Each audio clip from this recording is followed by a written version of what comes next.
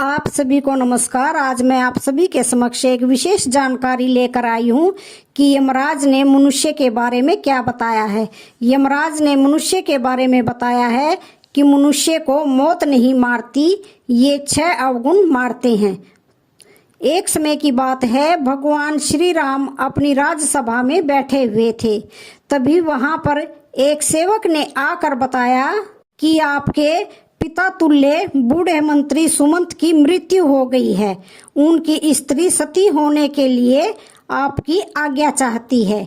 इस प्रकार श्री राम यह बात सुनकर तुरंत सुमन के घर पहुंचे और वहां पर जाकर उन्होंने सुमंत की जन्म कुंडली मंगवाकर देखी तो पता चला कि सुमंत की आयु तो 9,999 वर्ष और 11 महीने की थी, जिसमें से सारी आयु तो बीत चुकी थी, केवल 9 दिन शेष बचे हुए थे।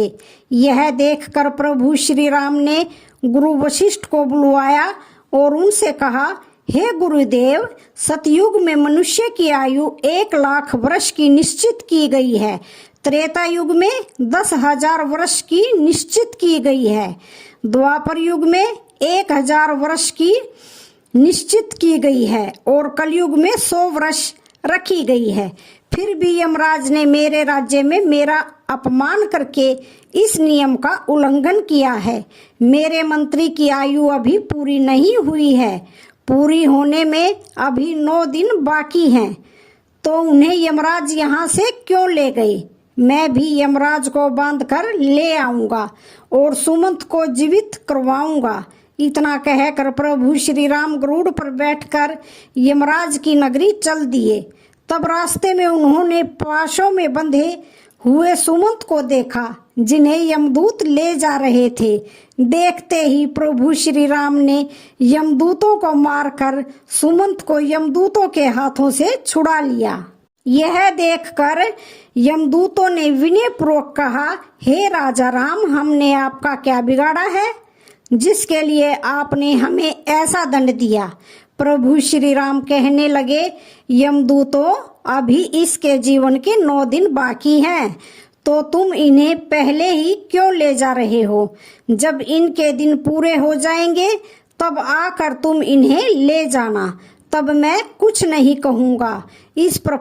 इस प्रकार प्रभु श्री राम की बात सुनकर यमदूत कहने लगे कि हे राजा राम, इनका जन्म एक अजीब तरह से हुआ था।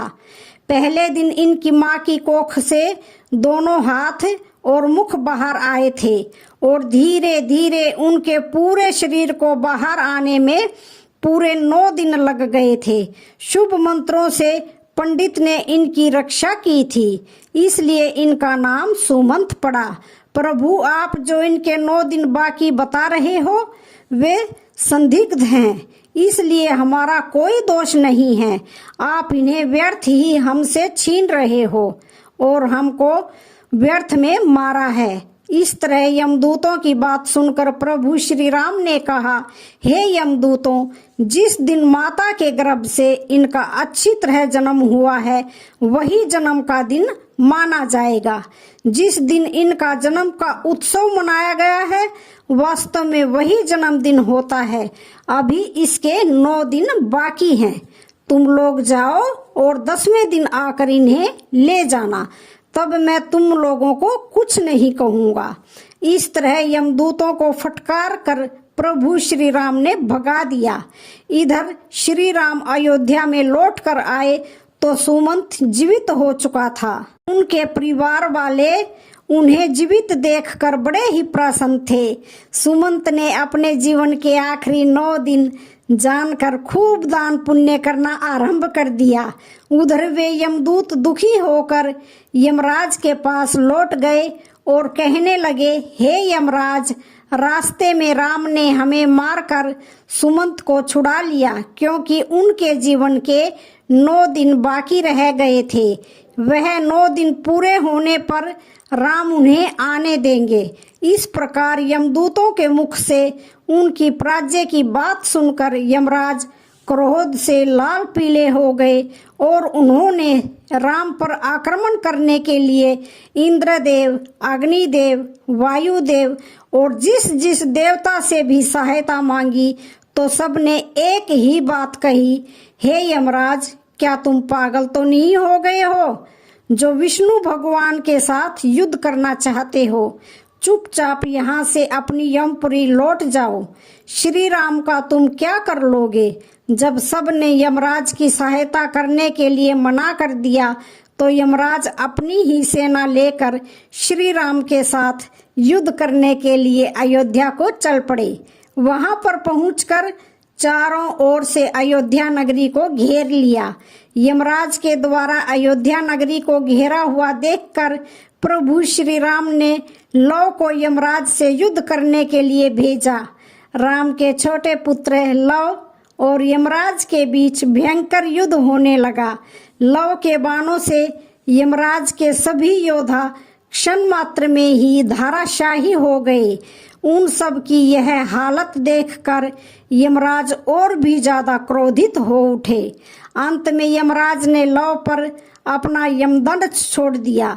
यमदंड को देखकर लव ने यमराज पर ब्रह्म अस्त्र छोड़ दिया, जिसे देखकर यमदंड वापस लौट गया और लव के द्वारा छोड़ा हुआ ब्रह्म अस्त्र यमराज के पीछे पड़ गया। ब्रह्म अस्त्र को देखकर यमराज प्राण बचाने के लिए भागने लगे। उधर जब सूर्य देव ने देखा कि ब्रह्म अस्त्र से यमराज का बच पाना मुश्किल है तो घबराकर सूर्य देव राम के छोटे पुत्र लव के पास आए और प्रार्थना करने लगे, पुत्र, इस ब्रह्मास्त्र को लौटाकर यमराज के प्राण बचा लो, क्योंकि तुम हमारे ही वंश में उत्पन्न हुए हो और यह यमराज मेरा ही बेटा है। क्या तुम अपने पूर्वज यमराज को मार डालना चाहते हो? इस प्रकार सूर्य देव के निवेदन पर लव ने ब्रह्मास्त्र को लौटा लिया। तब यमराज अपने पिता सूर्य देव को आगे करके श्री राम के पास गए। श्री राम ने सूर्य देवता का पूजन किया और यमराज ने श्री राम से क्षमा मांगी। युद्ध भूमि में जितने भी आदमी मर गए थे उन पर इंद्र देव ने अमृत वर्षा करके सबको जीवन दान दे दिया। उसके बाद श्री राम ने यमराज से कहा कि जब तक मैं अयोध्या नगरी पर शासन कर रहा हूँ तब तक तुम उन्हीं मनुष्यों को अपने लोक में ले जा सकते हो जिनकी आयु पूर्ण हो चुकी है। उसी दिन से राम ने पूरी पृथ्वी पर यह घोषणा करवा दी कि आज के बाद कोई मनुष्य अपने नित्य क्रम को ना छोड़े, ब्राह्मणों का कोई अपमान ना करे, किसी के साथ द्वेष भाव ना रखे, कोई किसी के धन को ना चुराए और अगर धन चुराएगा तो उसे दंड मिलेगा। दुराचारियों को कड़ा दंड दिया जाएगा। धर्म कर्म सदा होता रहे। यदि किसी की अकाल मृत्यु हो तो तुरंत हमारे पास लेकर आए और उसे तुरंत जीवित किया जाएगा। यमराज को भगवान श्री राम ने यह सख्त निर्देश दिया था कि हमारे राज्य में कभी भी किसी की अकाल मृत्यु नहीं होनी चाहिए। तब यमराज ने कहा, हे प्रभु, मैं तो वैसे भी किसी को नहीं मारता हूँ।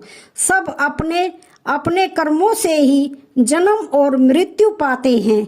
मैं तो निमित्त मात्र हूँ। आयु पूरी होने पर मिलने वाली मृत्यु और अकाल मृत्यु का प्राणी स्वयं ही कारण होता है। इसमें किसी का कोई दोष नहीं होता है। मुझे तो आपने माध्यम बनाकर जो जिम्मेदारी सौंपी है मैं तो उसी का पालन कर रहा हूँ। जन्म देने वाले और मारने वाले तो आप ही हो। आपके द्वारा लिखे गए विधान से मैं तो किसी के जीवन में एक क्षण ना तो घटा सकता हूँ और ना ही मैं बढ़ा सकता हूँ। यह तो आपके हाथ में है भगवान। आप चाहे तो मृत्यु का समय पूरा होने के बाद भी प्राणी को आयु प्रदान कर सकते हैं। आप चाहें तो उसे समय से पहले भी मृत्यु प्रदान कर सकते हैं। आप चाहें तो ब्रह्मा के लिखे हुए लेख को भी बदल सकते हैं और आपने यह किया भी है। आपके राज्य अभिषेक के लिए वशिष्ठ मुनि ने शुभ मुहूर्त निकाला था। फिर भी आपने राजा ना बनकर वनवास धारण किया था। सब कुछ आपकी इच्छा के अनुरूप ही होता है। सुख दुख, जीवन मरण, लाभ हानि मनुष्यों के स्वयं कर्मों की उपज होती है। यह 6 अवगुण मनुष्य की आयु को क्षीण करती हैं। अभिमान, व्यर्थ का बोलना, त्यागहीनता, क्रोध, उदरपूर्ति, दोस्त से विद्रोह, ये 6 अवगुण तीखी कटार हैं जो मनुष्य की आयु को घटाती रहती हैं। यही अवगुण मनुष्य का वध करती हैं। रावण, कंस, हिरण्यकश्यप, इन्हें मृत्यु ने नहीं मारा, इन्हें मारा था उनके अभिमान ने। शिशुपाल, दुर्योधन, शकुनी, कर्ण को मृत्यु ने नहीं मारा, इन्हें मारा था इनके बड़बोलेपन ने। जो दोषों को नहीं त्यागता, उनमें लिप्त बना रहता है, उसे उसके दोष ही मृत्यु के समीप पहुंचा देते हैं। क्रोध ऐसा राक्षस है जिसके सर पर बैठ जाए उसकी बुद्धि और विवेक को खा जाता है और क्रोधवश ऐसा कर जाता है जो मृत्यु तक स्वयं ही पहुंच जाता है। मनुष्य खाने के मामले में भी कभी कभी वह इतना गिर जाता है कि अच्छा बुरा कुछ भी नहीं देखता। खाने योग्य वस्तु है उसे भी, और ना खाने योग्य वस्तु है उसको भी खा जाता है। तरह तरह के जहरीले पदार्थों का सेवन करने से अपनी आयु को क्षीण कर डालता है। इसमें मृत्यु का क्या दोष है?